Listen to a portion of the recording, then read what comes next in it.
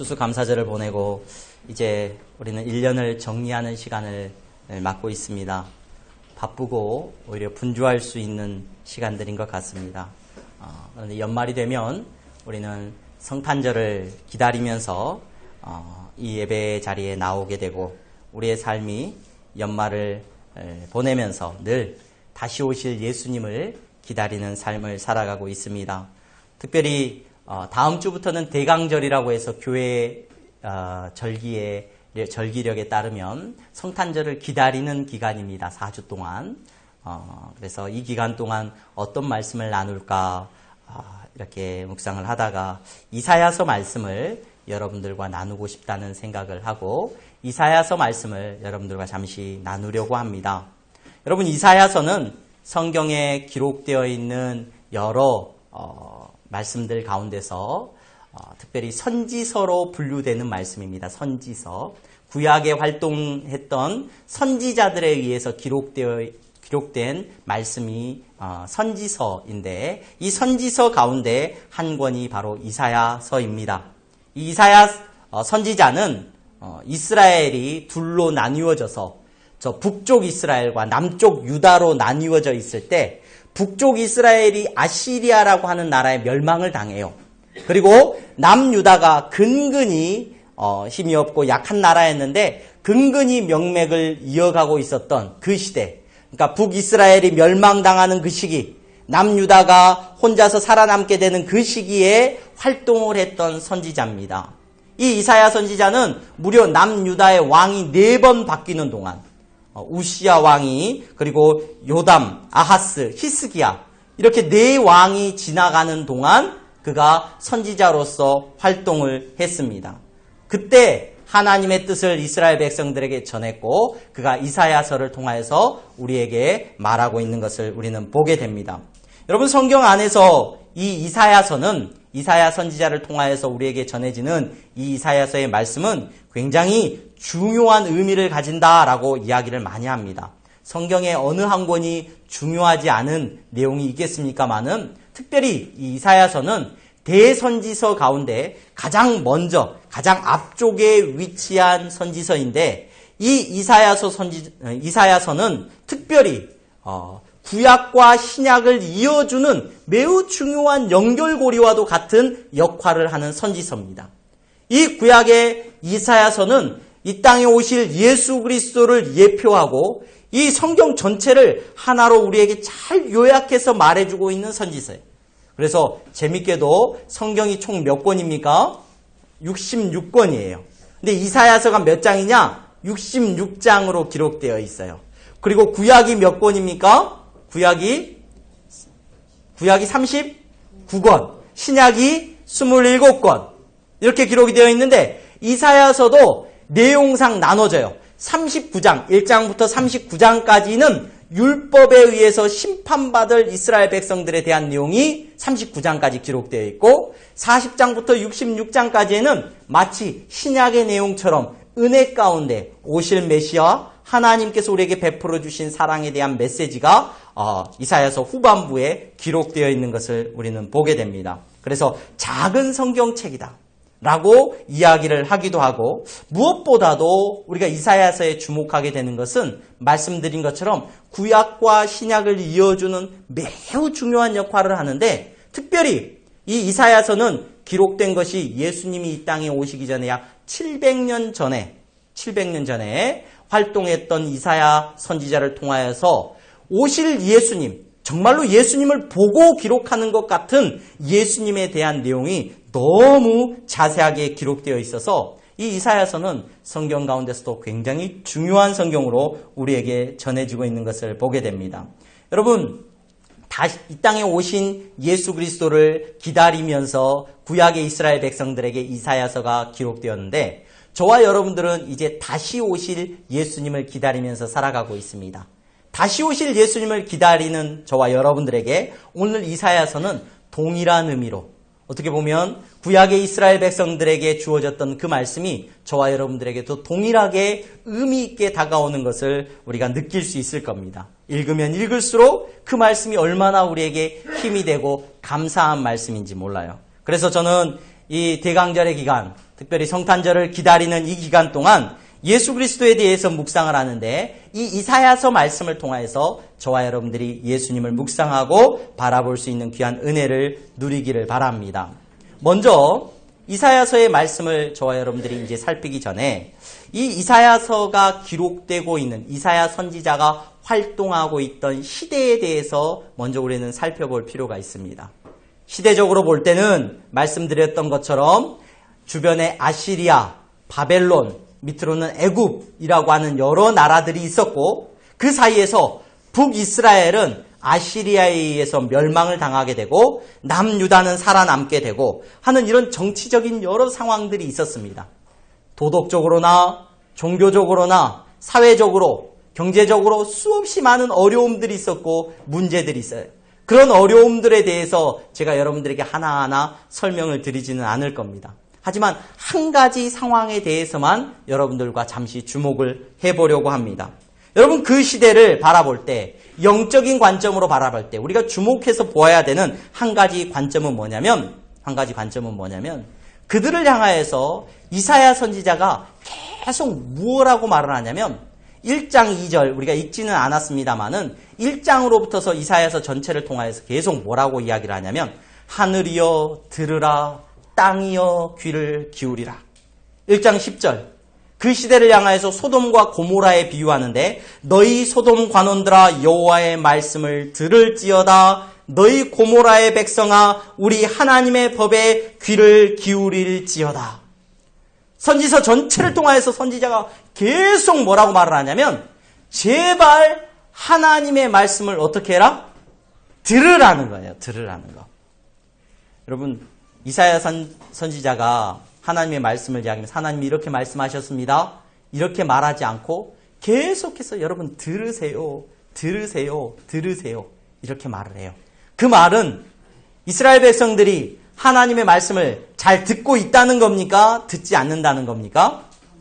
듣지 않는다는 거예요. 듣지 않는 시대를 향하여서 계속해서 이사야 선지자는 들으라고 말하고 있어요. 그 시대의 영적인 상태를 가장 잘 말해주고 있는 겁니다. 하나님의 말씀을 마음에 두지 않습니다.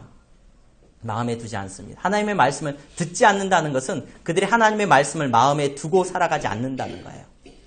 이사야 선지자를 통해 하나님의 말씀은 계속 전해지고 있지만 그 백성이 듣지를 않아요. 아니 잘 듣는데 또 들으라고 할 수도 있지 않겠습니까? 라고 이해할 수도 있을지 모르겠지만 여러분 나중에 이사야서 중반에 보면 아주 재미있는 내용이 하나가 나와요. 어떤 내용이 나오냐면 이사야서 20장 2절 3절 말씀입니다. 그때 여호와께서 아모스의 아들 이사야에게 말씀하여 이르시되 갈지어다 내 허리에서 배를 끄르고 내 발에서 신을 벗을지니라 하심에 그가 그대로 하여 벗은 몸과 벗은 발로 다니니라. 여호와께서 이르시되 나의 종 이사야가 3년 동안 벗은 몸과 벗은 발로 다니며 애굽과 구스에 대하여 징조와 예표가 되었느니라. 여러분 하나님이 선지자를 보내시는데 이사야 선지자한테 어떻게 가라고 명령을 하신다고요? 너 옷을 다 벗어 그래요. 옷을 다 벗어. 그 당시에는 오늘날처럼 뭐 속옷이 있고 뭐 이런 것도 아닌데 이사야 선지자한테 너 옷을 다 벗어. 옷을 벗어. 그리고 알몸으로 다녀. 신발도 벗어. 얼마 동안 알몸으로 다니라고 기록을 하고 있어요? 3년 동안. 3년 동안 아니 선지자한테 맨몸으로 다니래요. 왜 맨몸으로 다녀요? 왜 알몸으로 다녀요? 선지자들이 기이한 행동을 막 해요. 알몸으로 다녀요. 3년 동안. 제발 들으라는 거예요. 제발. 저 사람 미쳤나 봐. 왜 저러고 다닌대? 그렇게 해서라도 제발 하나님의 메시지를 들으라는 거예요. 들으라는 거. 너네가 하나님 앞에서 범죄하고 너네의 상태가 지금 곧 애굽과 바벨론과 아시리아 이런 나라들에 둘러싸여서 있는 너희가 곧 너희가 벌거벗겨져서 너희들의 자녀와 너희들이 저렇게 포로처럼 끌려갈 거를 너희들이 제발 기억을 했으면 좋겠어. 너희들이 알았으면 좋겠어. 이렇게 하면서 선지자를 빨가벗겨서 3년 동안 하나님께서 거리로 돌아다니게 만드셔요. 이스라엘 백성들이 안 들으니까. 결국 안 듣죠. 우리가 알고 있는 것처럼 히스기야 다음에 므낫세 왕 때의 전승에 따르면 이 이사야 선지자를 사람들이 듣기 싫어. 너 왜 자꾸 듣기 싫은 소리만 해? 결국 안 듣고 므낫세 왕에 의해서 이사야 선지자는 토백혀서 죽임을 당했다라고 전승을 우리에게 전하고 있는 것을 우리가 보게 됩니다. 여러분, 도무지 말씀을 듣지 않는 시대 가운데 하나님께서 이사야 선지자를 통해서 계속해서 뭐라고 말씀하신다고요? 제발 하나님의 말씀을 좀 들으라는 겁니다. 여러분, 오늘을 살아가는 우리의 시대는 어떠합니까? 하나님의 말씀을 잘 듣는 시대입니까? 아니면 듣지 않는 시대입니까? 귀를 막아버린 시대입니까? 아니면 하나님의 말씀을 듣고 마음에 품고 살아가는 시대입니까? 여러분, 매스컴을 통하여서 정말 우리나라에는 기독교 방송이 있어요. 기독교 방송이 있고, 여러분 컴퓨터를 켜고 인터넷을 켜면 훌륭한 목사님들의 설교가 얼마나 많이 나오는지 몰라요.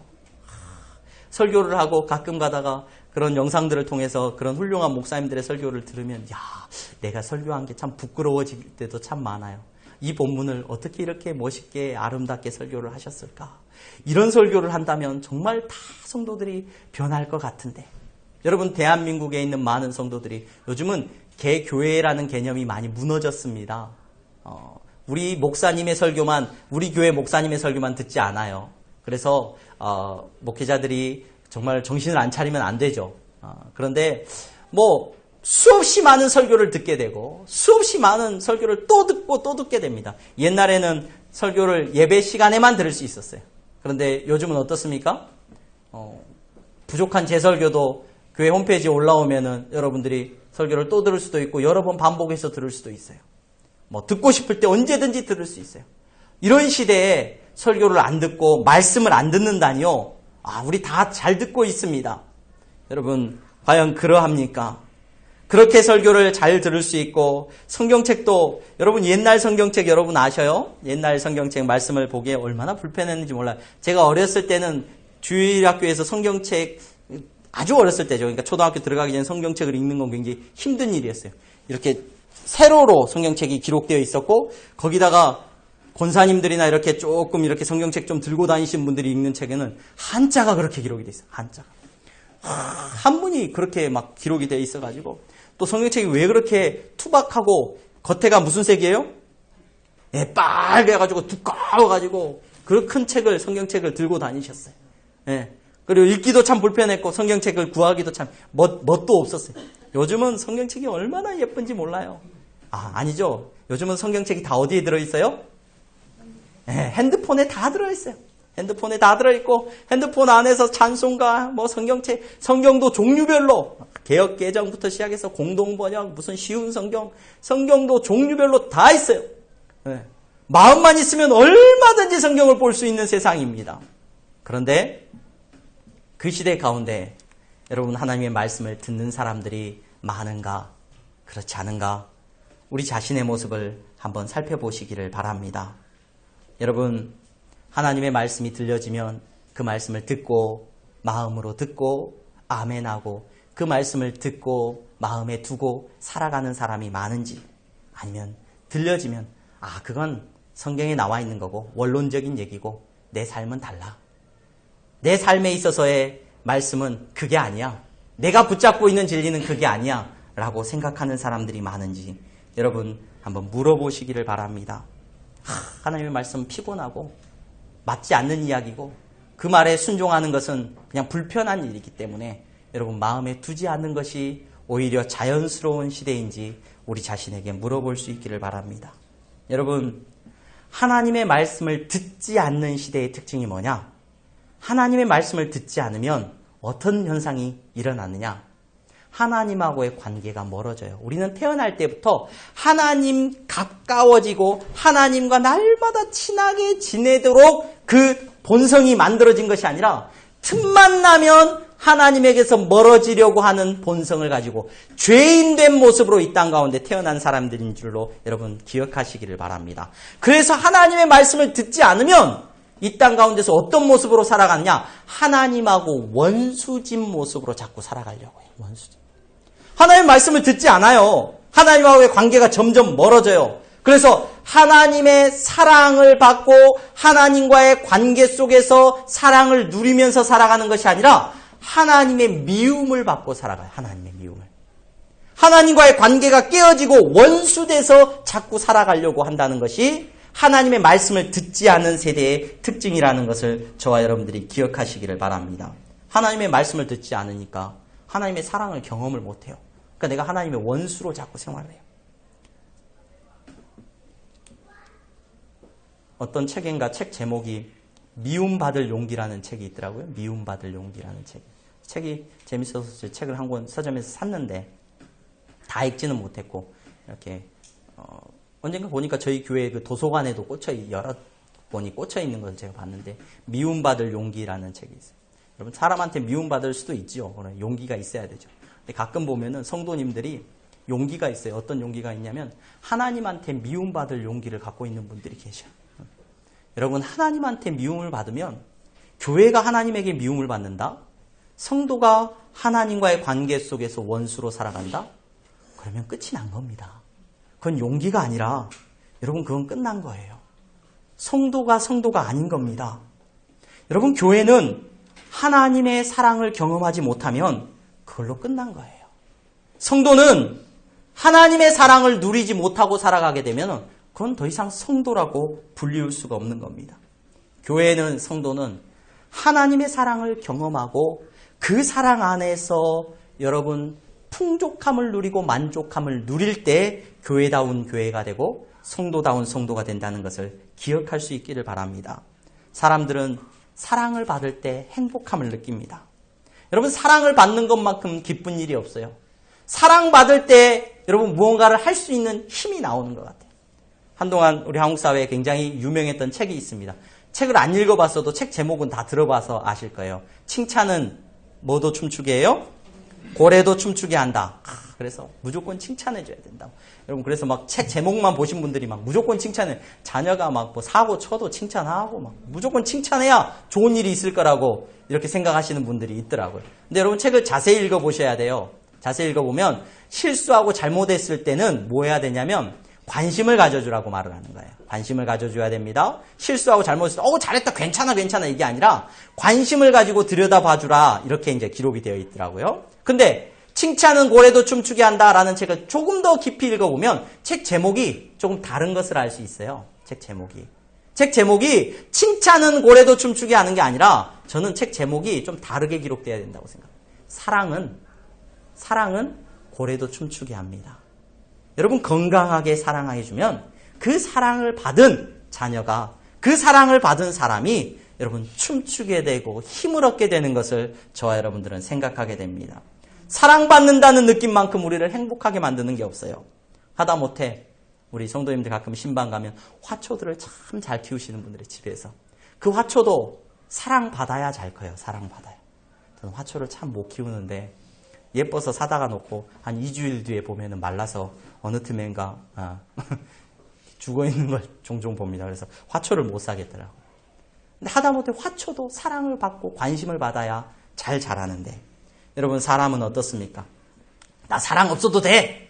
용기를 내보지만 한번 사랑을 맛본 사람이라면 그 사랑이 얼마나 우리를 강하게 하고 얼마나 건강하게 만들고 얼마나 행복하게 만든다는 것을 우리는 고백하지 않을 수가 없습니다. 다니엘 기도회라는 기도회가 최근에 한국 사회에서 굉장히 인기가 많습니다. 그래서 아마 오륜교회에서 시작한 그 기도회인데 이렇게 방송을 통해서 다른 작은 교회들이 동참하고 같이 기도하는 시간을 갖는데 그 다니엘 기도회라는 기도회 모임에 새벽에 기도회가 열릴 때 보면 가끔 간증자들이 세워져요. 근데 최근에 얼마 전에 그 모임에 기도회 모임을 저희 아내가 듣고 저한테 소개를 해줘서 저도 어제 들었는데 그 다니엘 기도회에 이상구 박사님이 나와서 간증을 하더라고요. 이상구 박사님이 한동안 우리 한국 사회에 굉장히 센세이션한 그 영향을 많이 줬지 않습니까? 엔돌핀에 대해서 이야기하고 이런 이야기들을 많이 했는데 그분이 마침내 정신이 들었다라는 그 내용의 제목으로 간증을 하는 것을 제가 들었습니다. 이상구 박사님이 이제 여러 메시지를 다양한 주제를 갖고 했는데 그분이 한 간증 가운데서 제 마음속에 남았던 이야기는 이겁니다.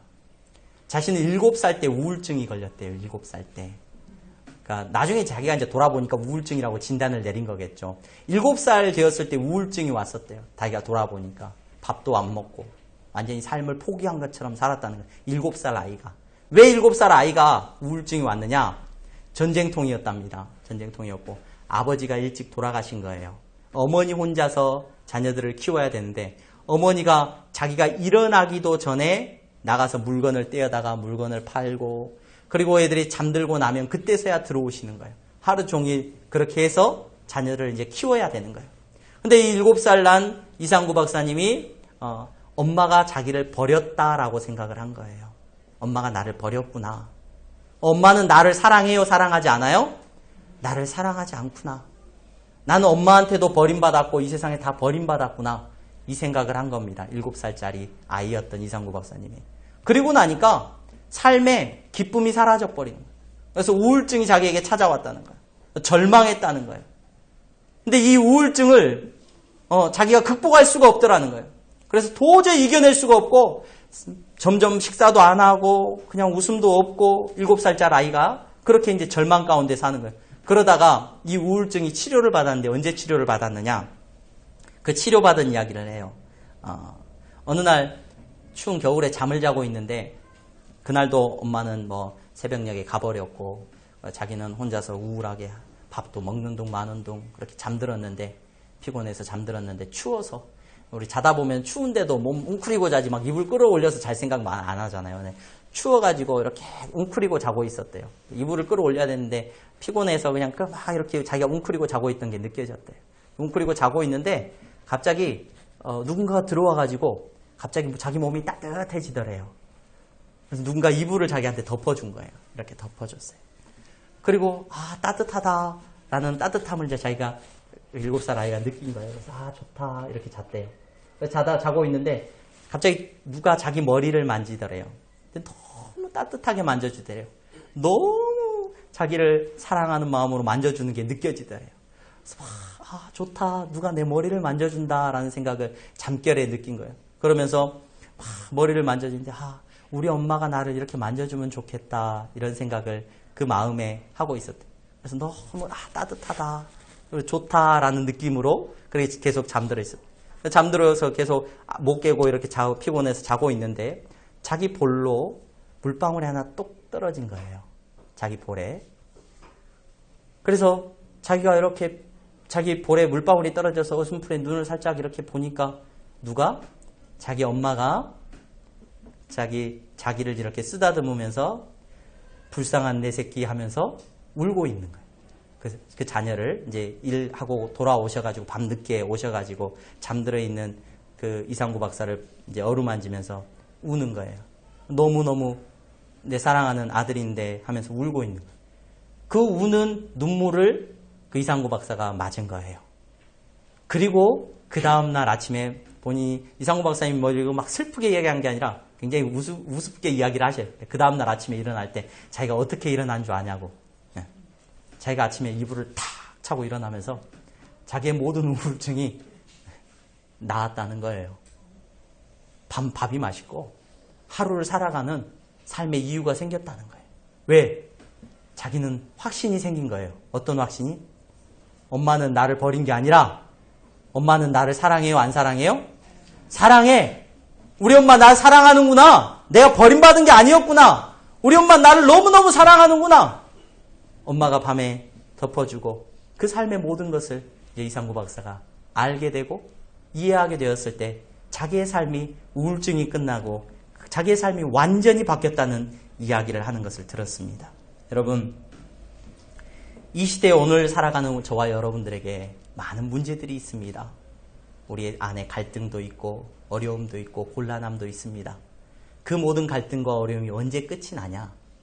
우리 안에 슬픔과 눈물이 언제 끝이 나냐?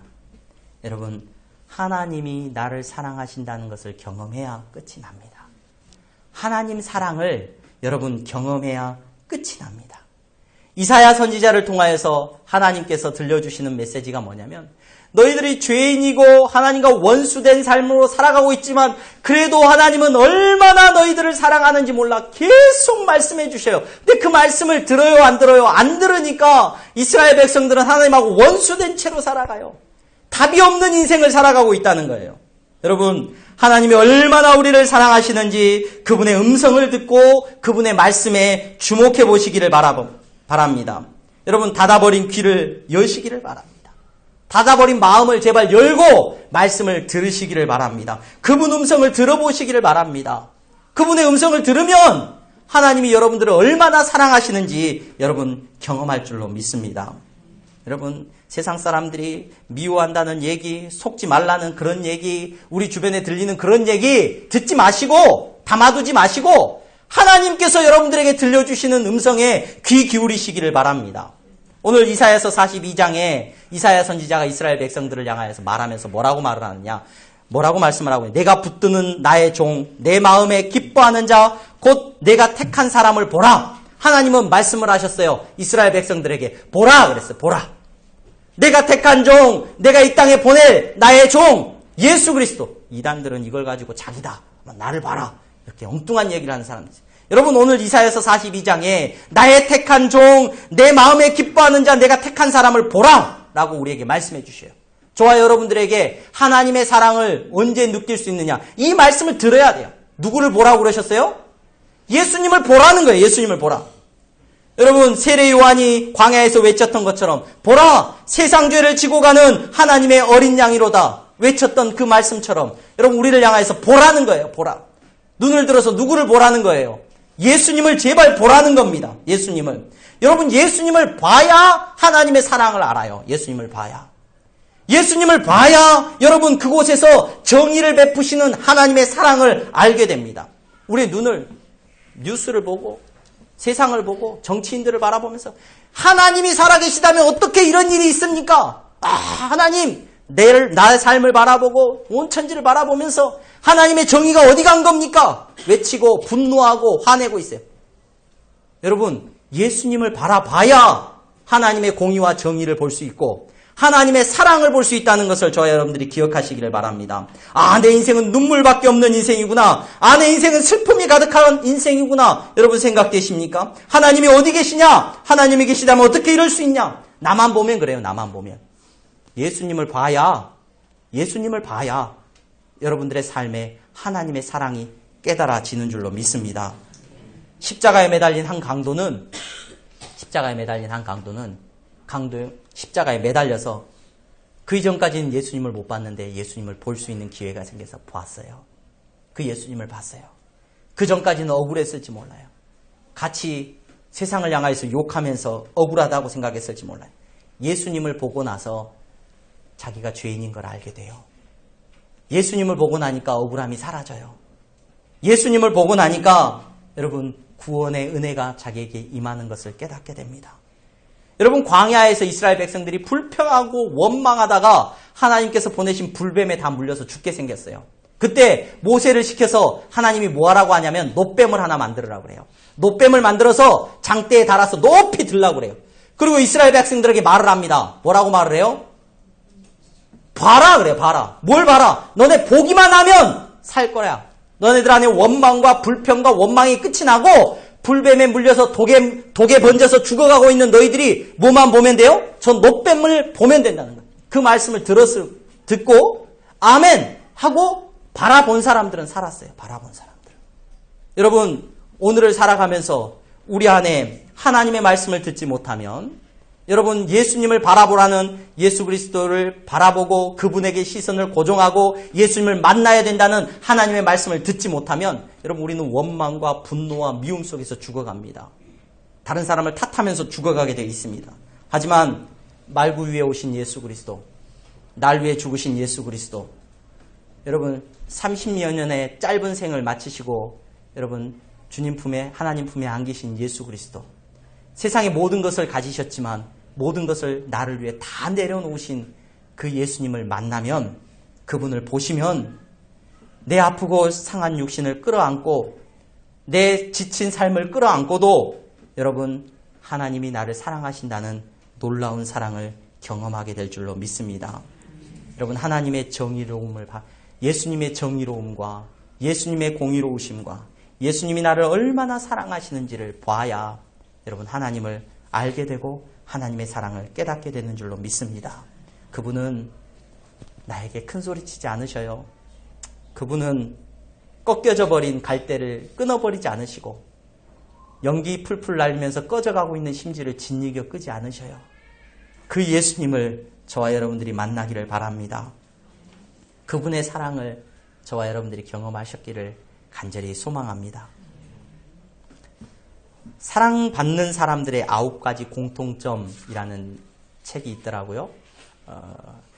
사이토 시게타라고 하는 일본의 정신과 의사가 쓴 책인데 자기 주변에 이 심리학 교수인데 이 사람이 보니까 심리 상담을 하고 주변 사람들을 보면서 어떤 사람이 사랑받는 사람인가 주변에서 참 사랑받는 사람들에 대한 공통적인 모습을 조사를 해가지고 9가지 이 사람들이 가지고 있는 특징을 이렇게 책으로 썼더라고요. 근데 그 책에 저는 소제목만 이렇게 봤는데 사랑받는 사람들은 이런 사람들이랍니다. 여러분 나는 몇 가지나 해당되는지 한번 보세요. 사랑받는 사람이 되려면 9가지 자격이 있는데 첫 번째 완고하지 않는 사람. 지나친 고집은 사람들에게 사랑받지 못하게 만든대요. 두 번째 무리가 없는 사람. 호의를 받아들일 줄 아는 사람. 또 무리하게 다른 사람에게 거절하거나 이러지 않는 사람. 또 무리하게 요구하지 않는 사람. 강요하면서 이렇게 해달라고 요구하지 않는 사람. 네 번째는 기다릴 수 있는 사람. 다섯 번째는 혼자서도 삶을 즐길 수 있는 사람. 여섯 번째, 나쁜 지난 일은 잊어버리는 사람. 일곱 번째, 넘어져도 다시 일어나는 사람. 여덟 번째, 의지가 되는 사람. 아홉 번째, 다른 사람을 높여주는 사람. 이게 사랑받는 사람들의 일반적인 특징이랍니다. 그래서 예수님 사랑, 하나님 사랑을 받으려면 이래야 되나? 맞아. 사람들한테도 사랑받으면 이래야 되지. 라고 생각을 하려고 했는데 이 제목들을 보면서 제 모습을 보니까 해당 사항이 별로 없어요. 사랑받을 만한, 사랑받는 사람의 9가지 공통점에 저는 해당 사항이 별로 없는 것 같아요. 여러분 어떠십니까? 얼마나 사랑받을 만한 자격이 있으십니까?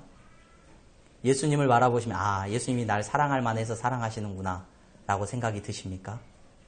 여러분 저는 사랑받을 만한 자격이 없는 사람이더라고요. 이 중에서 해당되는 게 별로 없어요. 그런데도 예수님을 보니까 예수님이 십자가에 죽으시면서 말구 위에 오신 예수님, 내 어린 시절부터 성탄절이 겨울이 오면 성탄절에 말구 위에 오신 예수님을 찬양하고 노래하고 했는데 어느 날 정말 그 말구 위에 누우신 예수님을 보니까 여러분 내 삶이 은혜 안에서 하나님의 사랑을 받았다는 것, 하나님이 자격 없는 나를 사랑해 주셨다는 것을 깨닫게 됩니다. 예수님은 여러분을 꺾어버리고 던져버리고 심지를 짓이겨서 끄기 위해서 이 땅에 오신 분이 아니십니다. 예수님을 보시기를 바랍니다. 예수님을 보시면 하나님이 여러분을 얼마나 사랑하시는지 깨닫게 될 줄로 믿습니다. 하나님의 말씀을 듣고 예수님에게 주목할 수 있는, 예수님을 바라볼 수 있는 저와 여러분들이 되기를 주님의 이름으로 축원합니다. 기도하겠습니다.